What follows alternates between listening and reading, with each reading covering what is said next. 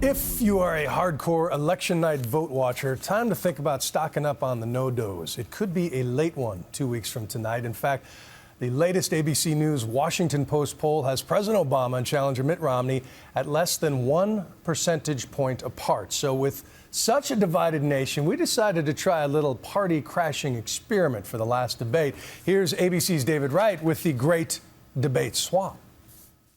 There's a big difference between me and Mitt Romney. 2 weeks from tonight, And it's not just that he's got better hair. it's all over. We haven't heard an agenda from the president, and that's why his campaign is taking on water and our campaign is full speed ahead. At this point, 96% of the voters have made up their minds. We've got a very big choice to make. But neither candidate has the margin of victory yet. All those lofty claims about one nation, indivisible. I'm not fighting to create Democratic jobs or Republican jobs. I'm fighting to create American jobs. All those promises to build consensus, My campaign is about the 100% in America. forget about it. At this point, either man would be lucky to get 50% plus one. Winner take all. That's why last night's debate was so important. Their last chance to speak to everyone. And we wondered, is there any conceivable way for these candidates to change minds that are already made up? Not the undecided voters, the true believers, one way or the other, who comprise the vast majority. I'm Dave Hamlin. I live in Larkspur, Colorado. I'm planning on a vote for Romney Ryan. People like Dave Hamling, a friend of the NRA. This is my big game rifle. It shoots really nicely. With a wall of hunting trophies that would make Ernest Hemingway jealous. Travis Leiker, live in Denver, Colorado, and I traditionally vote for Democrats, and I plan to do so this year. Or Travis Leiker, a 31-year-old gay man who works at a nonprofit in Denver. Nightline enlisted both men, plus one friend each, for a little election experiment to watch the debate with people of the opposing side. The idea?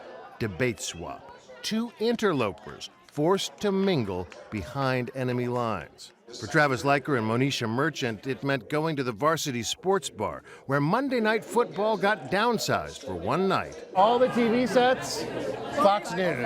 A group called Freedom Works held its debate party there. Monisha, the only person in the room wearing a Barack Obama button. Dave Hamling and his stepson Drew, Romney voters both, agreed to watch with Planned Parenthood at the Beauty Bar in Denver. So, do you feel like you're watching the Broncos game in an Oakland Raiders bar? That's pretty close. That's a good analogy. Keep in mind, these are folks who, like most Americans, never step outside their comfort zone. Dave lives in the sprawling suburbs outside Denver, where the Romney lawn signs far outnumber the Obama ones. He listens to talk radio. Rush Limbaugh, Hannity, and Fox News, yeah. Let's define some terms here. What does liberal mean to you? Big government. It probably bridges on socialism. Travis and Monisha, they're city dwellers. Solidly Democratic. Talk radio for them is on the left side of the dial. NPR, yeah. NPR. National Public Radio. The word conservative, what does that mean to you? I think it's being very comfortable with the status quo and being nervous about how that could change. They might as well have been watching the debate. And it is stronger now than when I came into office. On two different planets.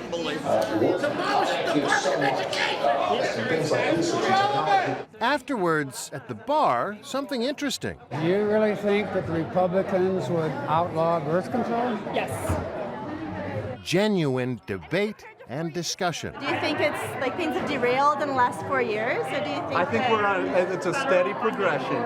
Not that it changed anyone's minds. Show of hands, who feels like Barack Obama won this? And show of hands, Romney?